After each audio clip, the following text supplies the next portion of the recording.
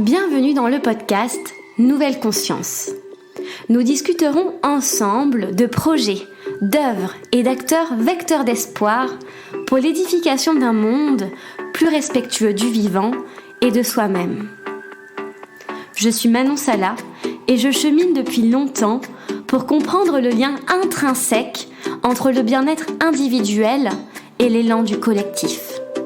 Je vous invite à me joindre dans ce jeu de pistes afin de semer ensemble les indices vers une nouvelle conscience.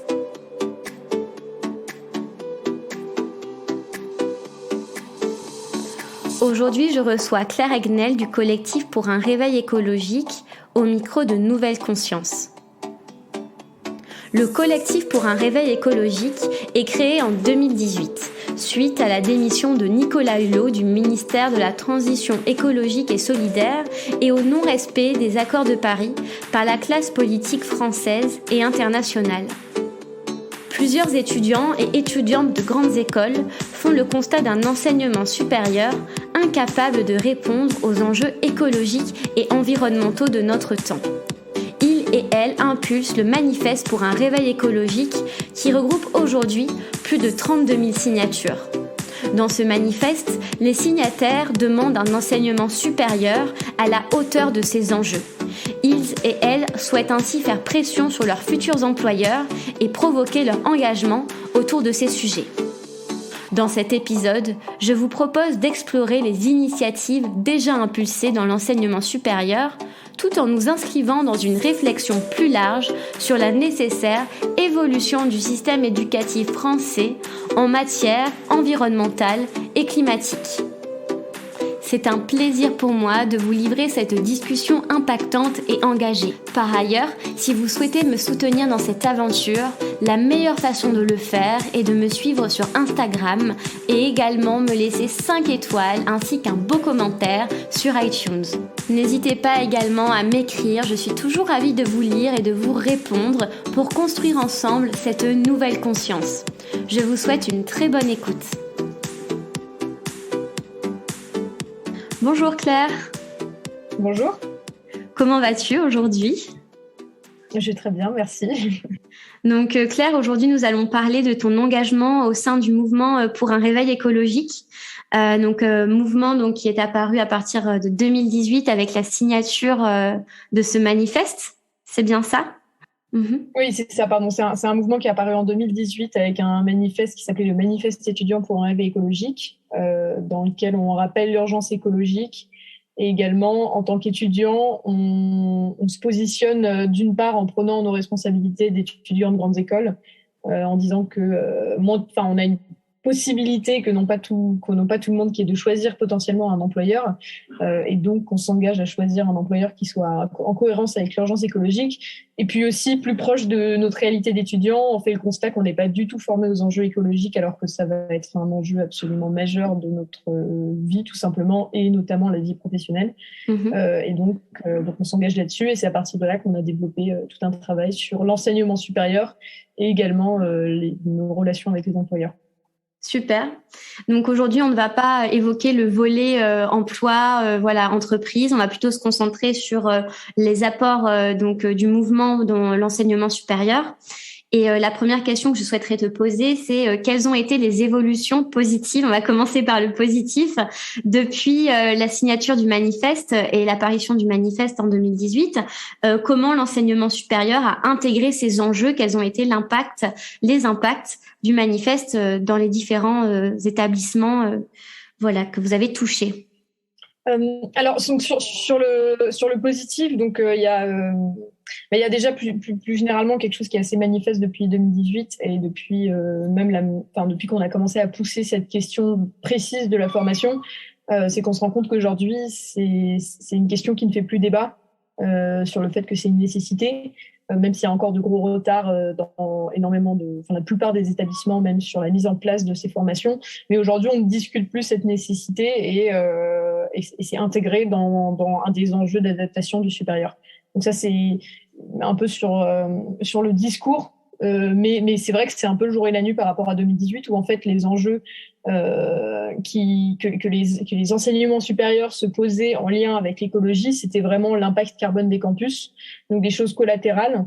Et pas vraiment en fait ce qui est au cœur de l'enseignement supérieur, qui est la formation et aussi la recherche évidemment qu'on va poser aux étudiants. Donc c'était même pas un sujet, et en fait depuis 2018 là aujourd'hui on se rend compte que non seulement c'est un sujet mais aussi qu'il est évident pour tout le monde. Après, on peut observer que un certain nombre d'universités commencent à essayer de s'en saisir. Universités, établissements du supérieur. Oui. Il y en a un certain nombre qui ont mis en place, par exemple, des rentrées climat avec donc des ateliers, notamment un atelier qui s'appelle la fresque du climat pour tous leurs étudiants. On a certaines écoles qui pensent, qui sont un peu plus ambitieuses, qui pensent une refonte complète de leur programme, comme c'est le cas de l'INSA, par exemple, qui fait ça avec le Shift Project.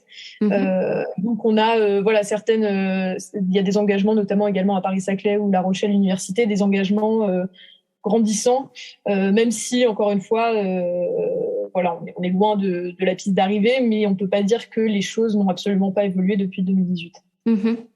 Et d'après du coup vos nombreuses études, vos rapports, est-ce que selon vous et donc selon toi aujourd'hui, l'université telle qu'elle existe en France peut intégrer de façon systémique, de façon globale ces enjeux, ou est-ce qu'on aurait besoin d'une réforme structurante de l'université, des grandes écoles, pour justement mettre ces enjeux-là au centre des formations et du fonctionnement même des établissements du supérieur? Bon, alors c'est une question qui est extrêmement complexe, et c'est vrai qu'aujourd'hui, maintenant que ce sujet est admis, ça fait partie des questions qui se sont posées concrètement, comment on implémente ça. Maintenant qu'on a tous admis que c'était une nécessité, de manière plus ou moins honnête, évidemment. En fait, donc bon, déjà c'est compliqué de répondre à cette question pour, en gros, les établissements donc les grandes écoles et ingénieurs, sciences politiques et commerce sont quand même des fonctionnements qui sont très différents de ceux des universités. Aujourd'hui, en fait, ce qu'on constate, c'est que globalement, c'est souvent un enseignement en silo, quel que soit d'ailleurs les établissements, c'est-à-dire que voilà, un ingénieur par exemple ne va pas du tout entendre parler de sciences sociales, ou en tout cas pas vraiment de manière approfondie qui lui permettrait vraiment de comprendre cette discipline, et inversement, voilà, moi en philosophie, donc j'ai fait de la philosophie à l'université, et on n'a jamais parlé d'autre chose en fait. Et l'environnement, c'est quelque chose c'est une discipline qui est extrêmement transversale et qu'on ne peut pas traiter uniquement sous un seul angle. Oui. On a une vision biaisée de la situation si on traite sur l'angle purement ingénieur versus si on traite sur l'angle purement sciences sociales, par exemple. On en a des visions qui sont évidemment incomplètes. En fait, il y a une des voies sur lesquelles on commence à réfléchir, qui est une approche qu'on appelle l'approche par compétence, qui est quelque chose d'assez anglo-saxon, mais en gros qui consiste à se poser la question des personnes qu'on veut former et ensuite de créer une formation adaptée. En gros, au lieu de se dire, et donc dans l'environnement, ce serait au lieu de dire, voilà, j'ai un cours qui traite d'environnement, donc c'est bon, j'ai la bonne case. On se demanderait, qu'est-ce qu'un étudiant de mon établissement, qu'est-ce que j'ai envie de lui apprendre, en quoi j'ai envie de le former. Donc ça, c'est une approche qui demanderait de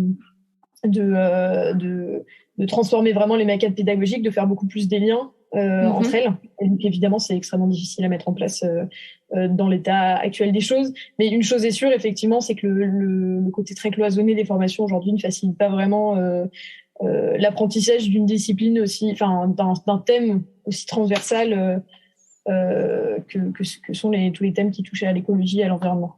Oui. Et les présidents, les présidentes justement des établissements du supérieur, est-ce qu'ils vous soutiennent dans ce processus, ou est-ce que vous êtes un peu seul entre étudiants à mener la barque? Voilà, quel est votre lien avec justement les institutions dans cette évolution? Alors, bon, évidemment, on va pas tous les mettre dans le même panier. Il y en a qui sont extrêmement engagés. Il y en a un certain nombre, par exemple, qui avaient signé une tribune qui était parue dans le Journal du Dimanche en 2019. Qui vraiment réclamait, notamment de la part du ministère, un appui pour avoir une véritable démarche transformative et des moyens surtout, parce qu'en fait, maintenant, comme toute transformation, on a besoin de moyens pour la mettre en place. Maintenant, en fait, on se rend compte que souvent, ce sont les associations qui sont motrices, les associations notamment d'étudiants, parfois des professeurs aussi qui sont moteurs. Et aussi quelque chose dont on se rend compte, c'est que si l'environnement est de plus en plus, l'écologie est de plus en plus pris en compte, en fait, il y a un besoin de cohérence à la fois dans la stratégie de recherche, dans l'offre académique, mais également les orientations professionnelles. C'est-à-dire que on peut pas d'un côté parler de l'urgence écologique en cours et en même temps inviter sans aucun recul et sans aucune alternative uniquement des grosses boîtes du CAC 40 pour un forum des métiers, ne présenter que ça en termes de perspective de carrière. Donc il y a des choses de cohérence. Enfin, en gros, le fait d'avoir cette ambition vraiment transformative et englobante de mise en cohérence de l'ensemble de l'université à l'urgence écologique, ça c'est quelque chose qui est très ambitieux et qui est fait plus ou moins bien. Après, ils sont face à leurs propres difficultés structurelles. Bon, il y a évidemment un effondrement des financements dans l'ESR et notamment les universités. C'est beaucoup moins un problème chez les grandes écoles. Oui. Il y a aussi le fait qu'on part de très loin. Donc nous, on a fait une étude qui s'appelle le Grand Baromètre, qui est sortie à la rentrée de 2020, dans lequel on a envoyé un questionnaire à un certain nombre d'universités, de grandes écoles de commerce et d'ingénieurs et de sciences politiques. Et on leur demandait de répondre à un certain nombre de choses. L'idée était pour nous à la fois de se faire une idée sur leur engagement, mais aussi d'envoyer un message un peu clair sur disant nous on est des étudiants, voici ce qu'on attend de vous. Donc voilà, c'était un peu ce double aspect. Et en fait, dans les réponses, on pouvait voir que il y avait seulement 15% des formations qui voulaient former 100% de leurs étudiants à l'urgence écologique. Et donc en fait là on se rend compte ça reste une prise en compte ça reste une matière parmi tant d'autres, alors qu'en fait nous ce qu'on demande c'est être formé à la réalité de notre monde de demain et qu'on décide d'en faire son sujet son cœur de métier ou pas, c'est quelque chose qui va se poser c'est un enjeu qui va se poser à tout le monde. Oui. Et le Shift Project avait également sorti un rapport, c'était des chiffres du même ordre, seulement 10% des formations qui parlent des enjeux énergie-climat. Et ça, c'est en plus sans s'intéresser à la qualité même de ces formations, qui est un autre sujet. Oui. Voilà. Oui, ça, vous le dites souvent dans les conférences que vous proposez, c'est que finalement, c'est du pragmatisme et c'est du réalisme, justement d'intégrer ces sujets-là. C'est pas de l'idéalisme. C'est pas un groupe d'individus isolés. Dans vos chiffres, donc il y a 20% des élèves de l'X de Polytechnique et 11% des élèves de HEC, par exemple, et de l'ESSEC, qui estiment vouloir prendre en compte ces enjeux. Et donc 32 000 étudiants qui ont signé votre manifeste aujourd'hui. Et comment, selon toi, expliquer cette dissonance entre d'un côté des élèves qui sont motivés, qui ont envie d'aller plus loin, et de l'autre un système qui peine à nous écouter et qui avance doucement, plus doucement que nous en tout cas. Alors non, mais c'est une excellente question, qui au final touche à la complexité même de l'urgence écologique. C'est vrai que le message qu'on raconte dans le manifeste, et je pense que c'est aussi pour ça qu'il a marché entre guillemets évidemment, mais t'as rappelé les statistiques dans certaines écoles. Ce que je trouve intéressant, c'est que c'est aussi des écoles qui sont souvent beaucoup moins politisées que d'autres, et qui ont souvent des engagements. C'était très très peu souvent des étudiants qui avaient déjà un engagement politique ou syndical ou associatif. Et c'est vrai que le message, en fait, il paraît limpide, il paraît évident, qui est de dire, on est en train de foncer dans le mur, et on parle pas de quelque chose qui est à un horizon de plusieurs générations, on parle de choses qui vont se passer de notre vivant, puisque les accords de Paris prennent 2050 comme objectif. Moi en 2050 j'aurai 52 ans, donc je serai a priori encore au milieu de ma carrière professionnelle. Donc évidemment dit comme ça, et ce qu'on demande en plus, c'est d'être formé à ces enjeux et de ne pas faire un travail qui soit contre-productif au moins. Donc ça peut paraître assez limpide, mais c'est vrai qu'en face, déjà je pense qu'il faut aussi, notamment, c'est pour ça qu'on parle d'enseignement, il y a quand même beaucoup de gens qui ne savent pas vraiment de quoi on parle, et je dis ça sans aucune prétention. C'est que moi j'avais eu aucune formation réelle à ces enjeux, c'est juste qu'à un moment je m'y suis intéressée, j'ai dû creuser par moi-même, et c'est vrai que notamment les générations plus âgées au-dessus de nous, en fait, sont pas du tout formés à ces enjeux, et donc le mettre toujours dans la case RSE, donc responsabilité sociale, développement durable, donc un package qui comprend également des enjeux sociaux, d'égalité, etc., qui sont aussi extrêmement importants, mais qui doivent être traités différemment. Donc je pense qu'il y a un peu quelque chose qui est lié à la formation, et aussi tout simplement, si nous on a une revendication qui paraît extrêmement simple, en fait, dès qu'on la place dans un contexte aussi complexe que celui de l'enseignement supérieur, on se heurte à énormément de barrières culturelles, institutionnelles, dues au manque de moyens, etc. Donc ça fait que les choses peinent à avancer, évidemment. Oui. Et au-delà justement de ces barrières-là dont tu parlais, est-ce qu'il y a aussi des barrières dans la formation des enseignants? Parce que finalement, on a beaucoup d'experts peut-être de ces sujets, mais ce manque de transversalité, ils l'ont eux aussi connu en n'étant pas formés. Tu vois, c'est comme les dirigeants d'entreprise qui actuellement, bon, bien sûr, tout le monde n'est pas dans le même panier, mais qui n'ont peut-être pas une connaissance fine de ces sujets-là. Donc là, c'est un peu nous qui allons leur apporter. Mais est-ce que aussi tu crois que le problème, il vient de la part des enseignants qui n'ont pas, en tout cas de certains, bien sûr, qui n'ont pas une intégration de ces sujets-là, une compréhension assez globale, une finesse dans leur approche des enjeux environnementaux dans le supérieur? Ça c'est certain, et ça c'est évidemment certain, et encore une fois, c'est des sujets dont on parle beaucoup plus facilement à notre génération, donc forcément ceux d'avant. Et effectivement, la formation des enseignants, c'est quelque chose qui paraît assez évident. C'est un peu, on parle de former les étudiants, mais il faut des gens capables de les former, et mine de rien, ça manque. Ça, c'est encore un chiffre qu'on avait sorti du grand baromètre, qui était que il y a seulement 35% des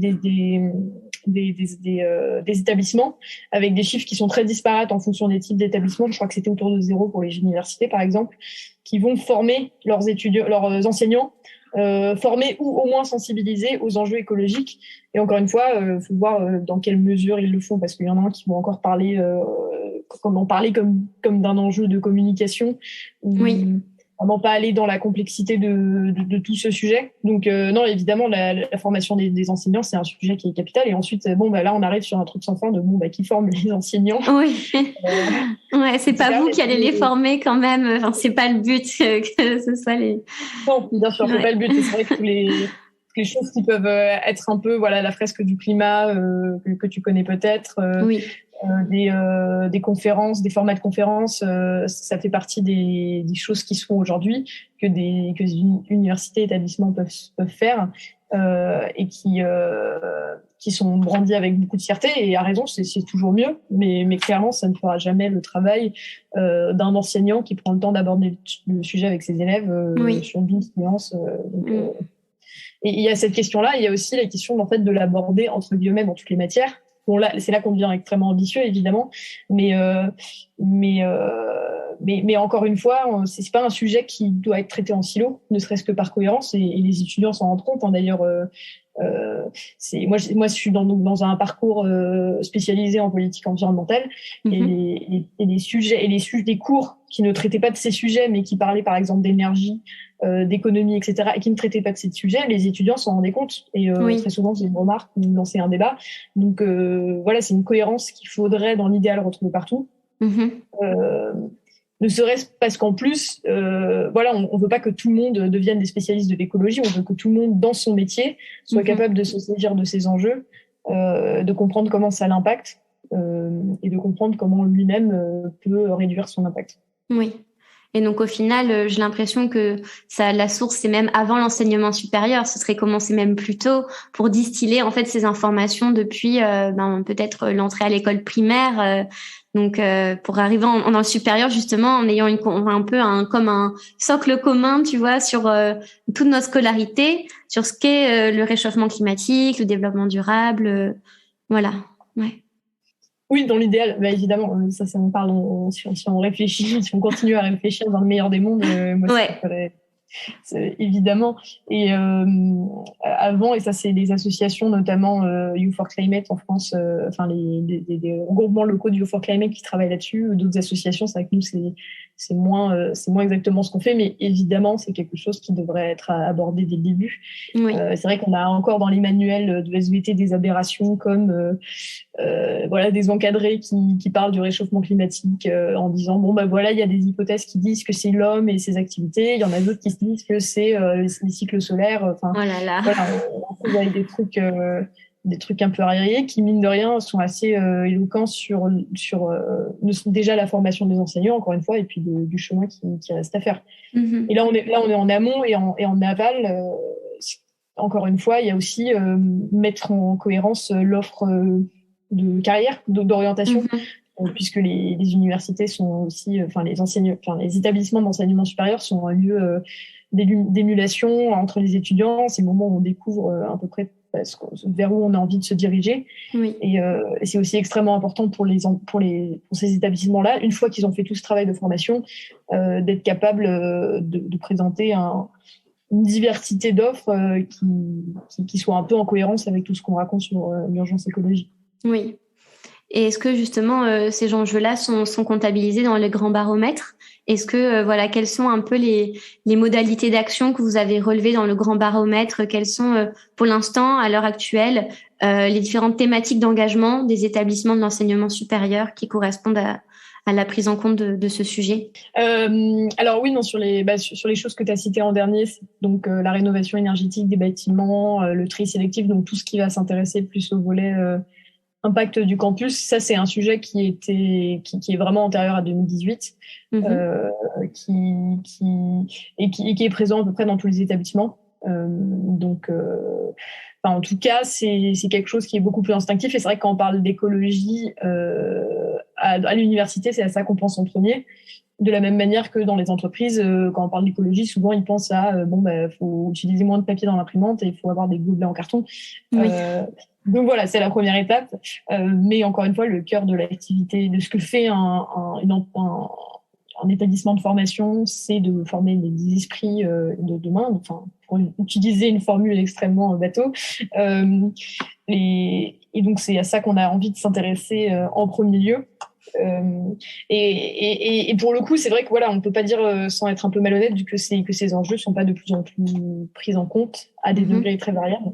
Mais encore une fois, on se heurte quand même à certains problèmes, notamment ce côté très en silo et très spécialisant des enjeux écologiques, c'est-à-dire que c'est très rare quand même aujourd'hui les formations, comme j'ai dit, pour qui c'est obligatoire. Oui. Enfin, qui rendent obligatoire à tous leurs étudiants d'aborder ces sujets-là, même un peu. Il y a aussi un manque de moyens humains et financiers. Donc après, c'est à relativiser. Par exemple, il y a 61% des établissements répondants qui avaient au moins un équivalent temps partiel qui était spécialement dédié à ces enjeux. Donc ça, c'était déjà un indice. Mais encore une fois, en fait, c'est quelque chose qui manque, des moyens financiers et surtout de l'intelligence aussi, parce que tout reste à construire. Encore une fois, comment on forme les étudiants, les enseignants, qu'est-ce qu'on leur raconte. Ça c'est des choses qui sont encore à faire. Nous, on avait participé à un groupe de travail qui était porté par le campus de la transition, qui était sous le patronage du ministère de l'enseignement supérieur et qui visait à définir un livre blanc un peu de compétences à acquérir pour en gros aborder ces sujets-là de manière assez transversale. Donc voilà, c'est des travaux qui tout reste à faire, qui sont encore à faire. Oui, donc c'est un gros moment de création et d'anticipation là, dans l'enseignement supérieur pour partir de zéro et tout créer grâce à vos compétences notamment. Oui, sachant qu'on aimerait bien être rejoint par le gros de la troupe, Oui. les ministères aussi, les pouvoirs publics qui globalement ont surtout lancé des groupes de travail bénévoles qui peinent un peu à avancer, donc auxquels nous on participe. Donc et de la part des universités, que ce soit des sujets qui soient réellement pris en compte. Donc, Et quels sont ces groupes de travail justement en ce moment ? Quels sont la suite des projets pour le collectif ? Alors sur ces groupes de travail, donc il y en avait un que j'ai déjà mentionné sur le livre blanc avec le campus de la transition, qui était vraiment sur le fond. Il y en a un autre qui est encore en cours, qui a rendu un travail intermédiaire déjà, mais qui est en train d'approfondir ses conclusions, qui était piloté par Jean Jouzel, climatologue, et qui était là un groupe de travail du ministère de l'Enseignement supérieur, et qui visait, donc en concertation avec tous les acteurs toutes les associations étudiantes, mais également des directeurs d'université, etc., à alors déjà évaluer la pertinence d'un socle commun pour traiter ces enjeux-là, et surtout comment le faire en fait, parce que ça je l'ai pas abordé, mais il y a une complexité assez énorme. Pour le fait d'avoir un changement en gros, c'est compliqué de pencher le changement autrement qu'à l'échelle de chaque établissement. Oui. Déjà parce que, heureusement, les établissements sont souverains sur ce qu'ils mettent à leur programme, et ils ont une indépendance, et c'est tant mieux d'ailleurs, évidemment. Mais donc, pour penser les choses, du coup, ça complexifie, et c'est des choses auxquelles il faut réfléchir, et des réflexions à laquelle on participe. Et puis nous, d'un point de vue plus micro, on participe à certaines initiatives comme la COP2 étudiante, par exemple, qui sont initiées par un groupe d'étudiants, et qui notamment visait à aller sensibiliser des écoles et à réfléchir à comment on mettait l'enseignement des enjeux écologiques à la page. Donc ça fait partie on a toujours un travail aussi de sensibilisation, d'intervention dans les écoles pour porter les outils qu'on a faits, et aussi essayer d'intéresser les étudiants à la question. Et dans les écoles, vous sentez les élèves réceptifs? Est-ce qu'ils comprennent cette responsabilité-là et cette nécessité d'en parler? Alors, moi, je vais parler de mon expérience. Je ne peux pas généraliser au-delà, mais donc nous, on a quand même une grosse partie sur définir ce que c'est. Donc, on commence à la base, qu'est-ce que c'est le réchauffement climatique, le forçage radiatif, le budget carbone, des choses comme ça, pour à peu près arriver à le constat d'une situation un peu verrouillée. Donc, c'est pas très heureux. Et on essaie ensuite d'aborder ce que nous on a fait, vraiment de pas prendre une hauteur d'enseignant, parce que on pense qu'on n'a ni la légitimité ni la pertinence pour le faire, mais vraiment de raconter ce que nous, face à ce constat-là, on s'est dit qu'il pouvait être pertinent de faire. Oui. Et c'est quelque chose qui résonne énormément, en fait. Moi, effectivement, j'ai déjà eu des réactions émotionnelles assez intenses, notamment pour cette première partie qui forcément est toujours un choc. De toute façon, sans choc, moi, j'ai du mal à comprendre, à me dire que les personnes qui n'ont pas de choc ont vraiment compris ce qui se passait, en fait. Oui. C'est normal. C'est là qu'ensuite, dans l'idéal, se déclenche une envie d'agir, au moins une envie de comprendre déjà, et ensuite une envie d'agir et de prendre le sujet à bras-le-corps et d'y s'y préparer et de se construire autour de ça, et avec ça, puisque, encore une fois, qu'on le veuille ou non, ça va être assez central dans nos vies. Oui, d'accord. Donc, vous sentez qu'en fait, leur donner les connaissances de base sur ces enjeux, ça leur permet d'avoir une prise de conscience, en fait, et donc de réagir. Évidemment, comme partout, il y a des étudiants qui s'en foutent complètement, il y en a qui sont beaucoup plus investis, et il y en a un gros juste qui peut-être sait pas et n'est pas formé, et aussi à qui aussi ça fait peur, à raison d'ailleurs, hein, je veux dire, je pense que même c'est une majorité, et donc ça fait aussi partie c'est pour ça que la formation est importante, parce que quand on fait ça en vous formant un métier, on vous dit pas juste quel est le problème, on vous dit aussi voici en quoi ça vous concerne, et voici comment vous pouvez comment vous pouvez vous saisir de vos enjeux dans votre métier, et c'est assez fondamental, à mon avis, pour combattre un sentiment ou d'abattement, d'impuissance, surtout, qui à mon avis qui peut être dangereux, parce que justement ça décourage du problème.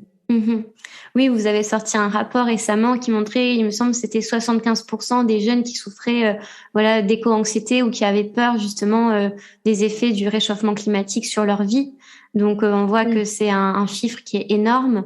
Et donc oui, voilà, c'est ça, se doter en fait de la pleine responsabilisation, la pleine responsabilité de ses moyens, ça permet de diminuer voilà la frustration et ça donne aussi voilà, c'est une force motrice pour s'engager. Oui, et puis moi, c'est un chiffre qui m'a énormément surprise parce que, alors je ne sais pas pour toi, mais 75% de mes amis ne sont pas tous des écolos. Oui. En fait, ça reste une très forte minorité. Et même si on prend ceux qui sont allés aux marches pour le climat et juste à ça représente toujours pas 75% de mes amis, en fait. Et c'est ça qui m'a impressionné, c'est de me dire, en fait, effectivement, c'est tout le monde, quoi. Et Oui. tout le monde a cette vague inquiétude, avec toujours, parce qu'il y a un certain nombre d'études qui montrent aussi que si la sensibilisation aux enjeux écologiques a beaucoup augmenté, la compréhension de ces enjeux reste toujours très mauvaise. C'est une chose de savoir qu'on va se prendre quelque chose d'assez lourd sur la tête, mais exactement pourquoi, d'où ça vient, quelles sont les solutions, ça c'est quelque chose qui demande d'y rentrer un peu plus. Et effectivement, face à quelque chose qui peut être un peu paralysant, moi je suis assez persuadée que le simple fait d'en parler, de se regrouper en action collective ou pas, c'est quelque chose qui libère. Enfin, en tout cas, moi, voilà, des fois, on a un peu l'impression que les associations écolos, c'est des thérapies de groupe. Et qui marchent très bien. Alors après, faut pas non plus laisser beaucoup le poids, la responsabilité d'absolument tout à cette autre génération qui malgré tout, n'est toujours pas aux commandes. Enfin, oui. Au poste pour bientôt. Voilà, c'est pour bientôt. Mais on arrive.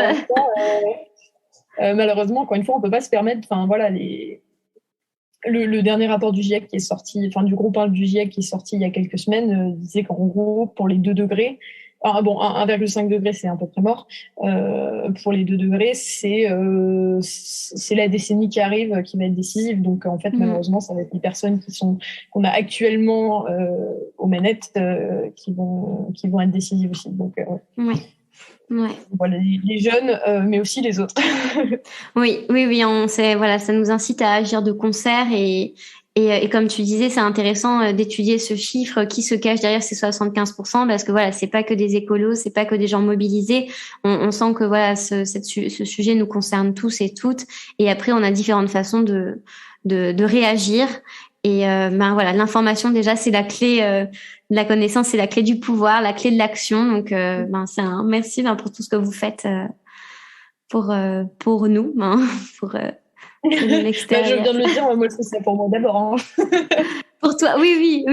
Mais en tout cas, pour nous fournir l'information, tu vois, vraiment normaliser, vulgariser ces informations très complexes. Tout le monde n'a pas lu les rapports du GIEC, donc voilà, c'est important qu'il y ait des gens qui le fassent pour ceux qui vont pas se plonger spontanément dans ces lectures aussi. Donc merci Claire.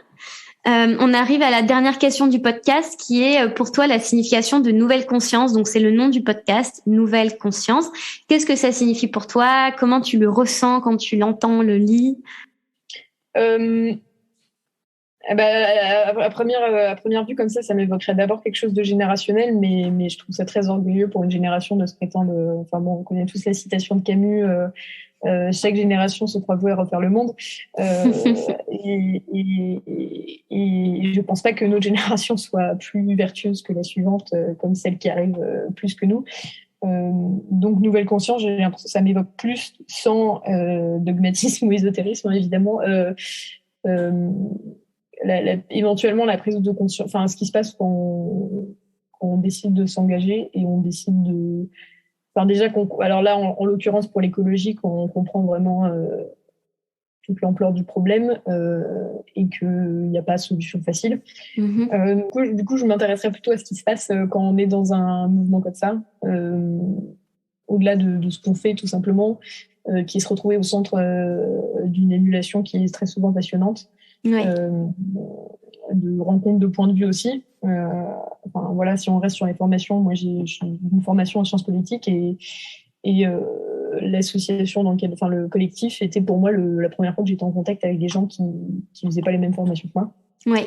Et donc c'est aussi ça que ça apporte. Ouais.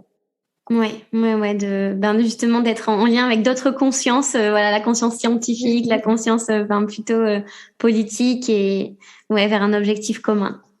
Bon merci beaucoup. Voilà. On peut vous retrouver sur LinkedIn. Vous avez un très bon site internet aussi, sur Instagram. Vous pouvez aussi signer le manifeste. Vous avez toujours besoin de nouvelles signatures, j'imagine.